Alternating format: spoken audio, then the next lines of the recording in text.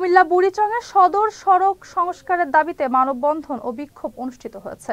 শনিবার বুড়িচং টু ব্রাহ্মণপাড়া সড়ক অবরোধ করে অ্যাসোসিয়েশন ফর স্টুডেন্ট প্রোগ্রেস সংগঠন এবং স্কুল কলেজে পড়ুয়া শিক্ষার্থীরা। বিক্ষোভ ও মানববন্ধন চলাকালে সড়কে যানবাহন চলাচল বন্ধ থাকায় চরম দুর্ভোগের শিকার হন যাত্রীরা। রাস্তাটি দীর্ঘদিন ধরে বেহাল অবস্থায় পড়ে আছে। এ রাস্তা দিয়ে প্রতিদিন হাজারো মানুষ চলাচল করে, যা এখন চলাচলের অনুপযোগী হয়ে পড়েছে। ফলে ভোগান্তি বেড়েছে সাধারণ মানুষের।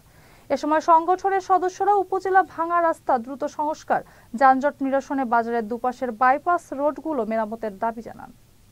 এই সড়কের যে বেহাল দশা, গত সপ্তাহে আপনার মহিষপাড়া একটা অটো দুর্ঘটনা হয়েছে, অনেকে আহত হয়েছে। ইসাপুরে একটা দুর্ঘটনা হচ্ছে, মানুষ মারা গেছে। এই যে বেহাল দশা, এটা দেখার কেউ নাই। প্রত্যেকটা রাস্তাঘাট খুব বেশি পরিমাণে ড্যামেজ, মানুষ অ্যাক্সিডেন্ট হচ্ছে, বাচ্চারা আহত হচ্ছে। দীর্ঘদিন যাবত এই রাস্তা পড়ে থাকতে থাকতে একেবারে গর্ত হয়ে গিয়েছে, আপনারা দেখতে পেয়েছেন নিশ্চয়ই। আমি এই নিয়ে অনেক কথা বলেছি। আমি ধন্যবাদ জানাই এএসপি কে এই ধরনের একটা মানববন্ধনের আয়োজন করার জন্য।